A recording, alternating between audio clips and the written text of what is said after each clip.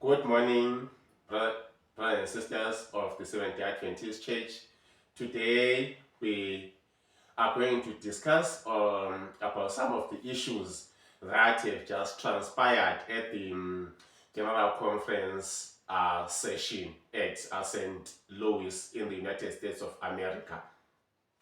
Delegates have been raising important concerns about issues affecting the church.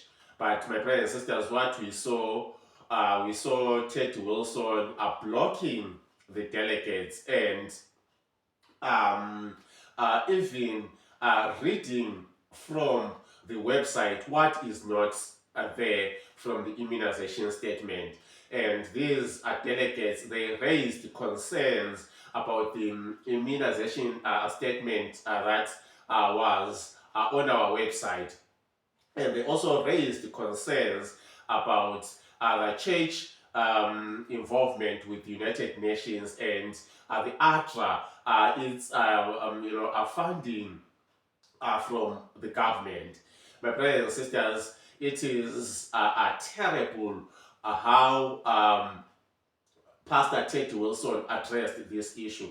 At the session, he is also a delegate. All the delegates, they were given about 2 minutes to speak, and he was given about 10 minutes to speak, right, which was not fair, which was wrong again. My brothers and sisters, I want to encourage you just to go over his speech where he spoke for about 10 minutes. After he read that statement, he denied the immunization statement. It actually says that the church places an emphasis on the Bible and on the spirit of prophecy and on pre-reviewed science. Those three, my brothers and sisters, they have been placed on the same level. This is what the statement was reading before it was edited. But when Pastor Ted Wilson read that statement on his speech, there was now a word which is saying and is informed by pre-reviewed science, which is not true, my brothers and sisters.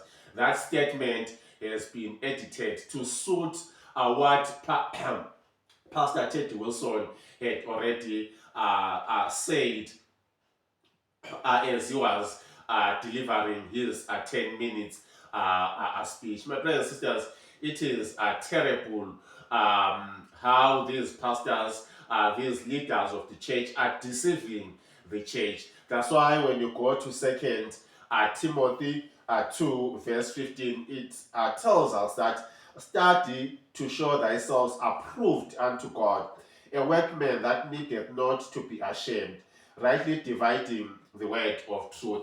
My brothers and sisters, we need to know what God says about our bodies. You know, like in 2020, the church sided with the vaccines. They couldn't come up straight on the right path and inform the laity what they should do. Here in South Africa, actually, the Northern Conference actually refused to write exemption letters for the laity. My brothers and sisters, the church couldn't support its own members during the pandemic era. They couldn't give them their rights towards religious liberty. But we saw the church siding with the mandates. Some of the churches, they were even closed, saying that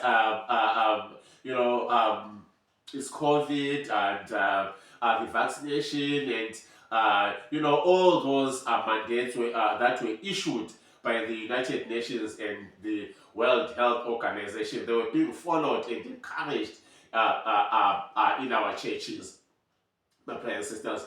Now, it is very clear that the SDA Church is the mouthpiece of the United Nations and the World Health Organization. That one was very clear during the years of the COVID. That's why that statement of the vaccine, of the immunization in 2015. That's why it placed the Bible and the spirit of prophecy on the same level. Now it is clear that Pastor Teddy Wilson was deceiving the church. Hence, after that, they went and edited that statement and added the word informed by a pre-reviewed science. But that statement wasn't written so in the beginning, right? It was actually saying that the Bible and the spirit of prophecy and the so-called pre-reviewed science are on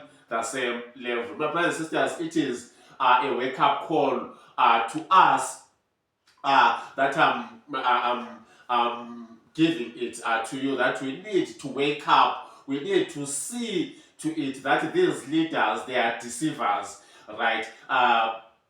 They are following government and worldly practices. We need to be a people that will wake up. And if we fail to wake up now, my brothers and sisters, we are going to sleep forever. We are going to read from Testimonials for the Church, volume 5, page 8. It reads, "We have been inclined to think that where there are no faithful ministers, there can be no true Christians. But this is not the case. God has promised that where the shepherds are not true, he will take charge of the flock himself. God has never made the flock wholly dependent upon human instrumentalities. But the days of purification of the church are hastening on apace. God will have a people pure and true. In the mighty swifting soon to take place, we shall be able to measure the strength of Israel. The sign reveals that the time is near when the Lord will manifest that his fan is in his hand, and he will thoroughly purge his floor." My brothers and sisters, here the pen of inspiration is actually telling us that the days of the purification of the church are hastening on apace. It is only God who will solve all these crises that are inside the church. This is God's church, my brothers and sisters. I want to give you an assurance. God is about to purify his church as it is recorded in Ezekiel chapter 9. We need, my brothers and sisters, to sigh and cry for all these abominations that are happening in our churches today. We have seen it, my brothers and sisters, these abominations that the church are cited with the World Health Organization and the UN. The church is getting involved in worldly agendas. We see it today. Our schools and our universities are becoming venues for the United Nations to even achieve their agendas. My brothers and sisters, all these are an abomination. The church is getting involved with the UN and is getting also some funding from these sources. We also read again, we continue reading from Testimonies for the Church, volume 5, going to page 82. It reads, "Many have exalted science and lost sight of the God of science.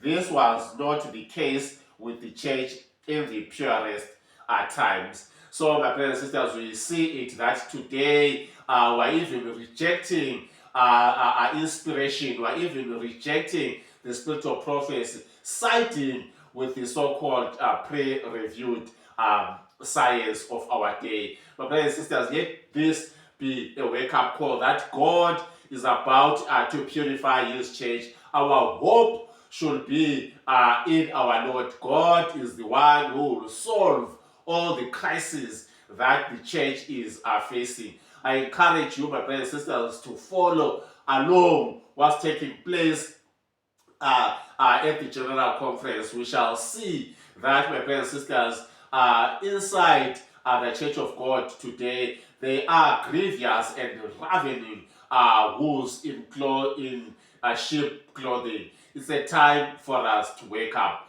Have a blessed Sabbath.